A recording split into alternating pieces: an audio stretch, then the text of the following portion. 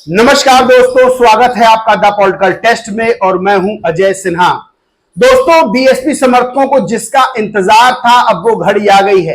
यानी 2024 में जो बीएसपी को हार मिली उसके बाद समर्थक ये लगातार मांग कर रहे थे कि एक तो बीएसपी में बड़ा परिवर्तन हो, आकाश आनंद को कमान मिले और वही कोई जल्दी से ऐसा चुनाव आए जिसमें बीएसपी फिर से फाइट करे और बड़ी जीत दर्ज करे।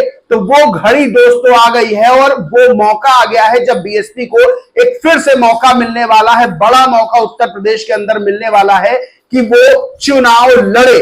दरअसल उत्तर प्रदेश की 16 सीटों पर फिर से चुनाव होने जा रहा है।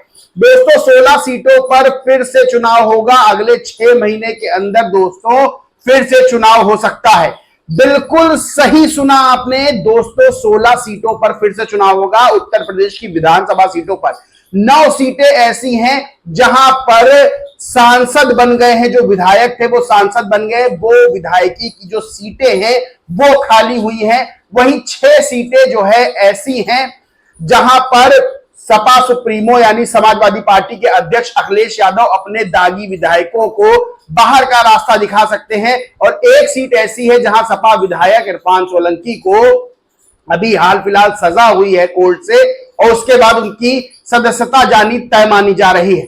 तो ये 16 सीटें ऐसी हैं जहां पर उपचुनाव होगा और इस उपचुनाव में बीएसपी के पास एक बड़ा मौका है कि वो दोबारा फाइट कर सकती है 16 विधानसभा सीटों पर। और यह मौका ऐसा है जहां पर यह सेमीफाइनल की तरीके बीएसपी के लिए होगा, क्योंकि 2027 में विधानसभा चुनाव है उत्तर प्रदेश के अंदर और उससे पहले एक साथ 6 महीने के अंदर ही 16 सीटों पर जो है वो उपचुनाव होना है। और उपचुनाव में बीएसपी अगर बड़ा जो है चुनाव बड़े मजबूत ढंग से लड़ती है तो यह समझ लीजिए कि 2027 में जो है सरकार बनाने को लेकर एक बड़ी मोहर जो है 2024 में ही लग जाएगी। इसलिए बीएसपी को इस उपचुनाव में जहां पार्टिसिपेट करना चाहिए, लड़ना चाहिए, वहीं बेहद मजबूती के साथ जो है अपने कैंडिडेट्स उतारने चाहिए।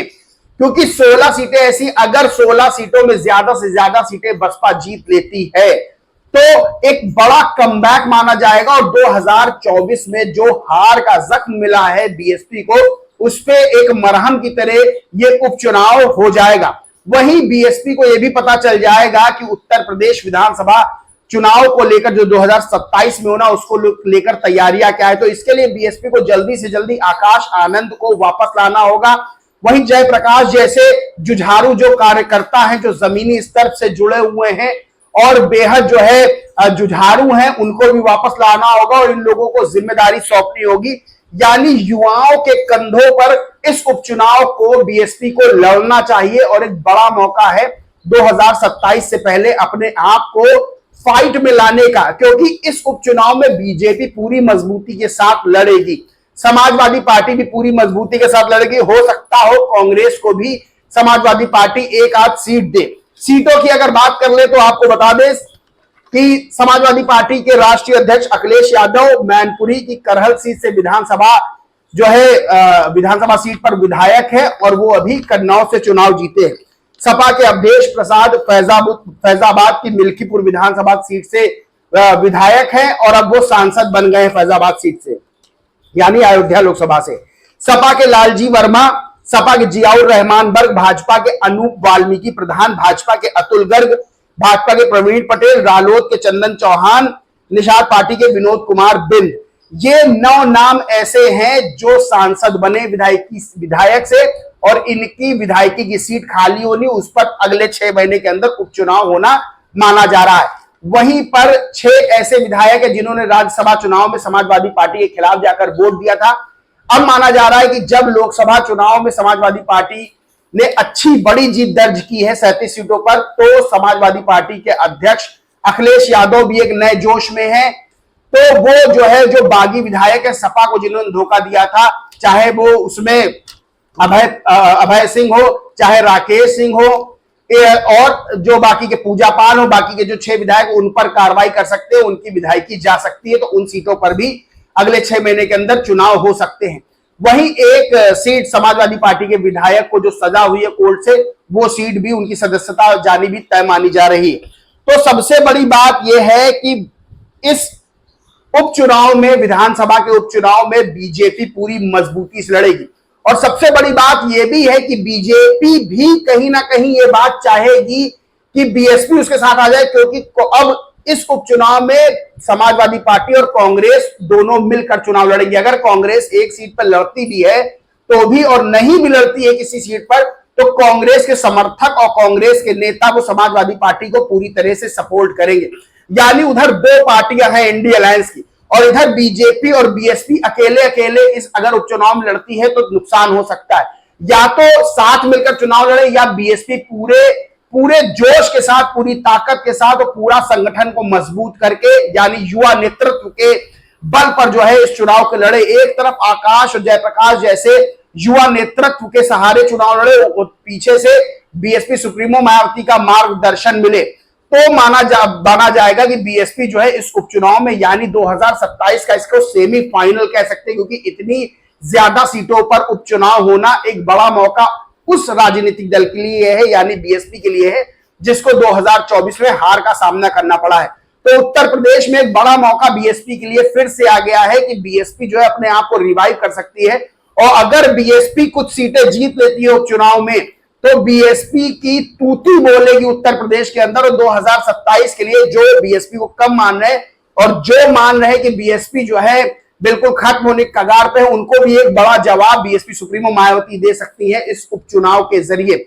सबसे बड़ी बात यह है कि जिस तरह से इंडिया अलायंस ने संविधान का मुद्दा उठाकर बीएसपी के वोटों को बड़ी चोट पहुंचाई, यानी बीएसपी के वोट बैंक में सेंधमारी की, उन वोटर्स को वापस लाने का, उन वोटर्स को अपनी ओर वापस लाने का एक बड़ा मौका है। क्योंकि जो वोटर्स टूट के इंडिया अलायंस में गए हैं, उनको भी अब ये बात समझ में आ रही है कि संविधान का जो है, जो मुद्दा था तौर पर एक खाली चुनावी स्टैंड था इंडिया अलायंस का, और वो जो है उस बहकावे में चले गए इंडिया अलायंस के पास। तो वो समर्थक भी कह रहे हैं कि वो बीएसपी को सपोर्ट करते हैं, बीएसपी को चाहते हैं, क्योंकि वो उनकी कैडराइज पार्टी है, तो वो भी वापस आना चाहते हैं। बस बीएसपी को बहुत मजबूती से चुनाव लड़ना होगा इस उपचुनाव में। और सबसे बड़ी बात है कि अच्छा प्रदर्शन अगर बीएसपी करती है तो 2027 के लिए जो जोश है, जो मजबूती है, वो मिल जाएगी। क्योंकि एक हार के बाद अगर तुरंत बाद एक बड़ी जीत मिलती है, तो उससे होता क्या है, जो कार्यकर्ता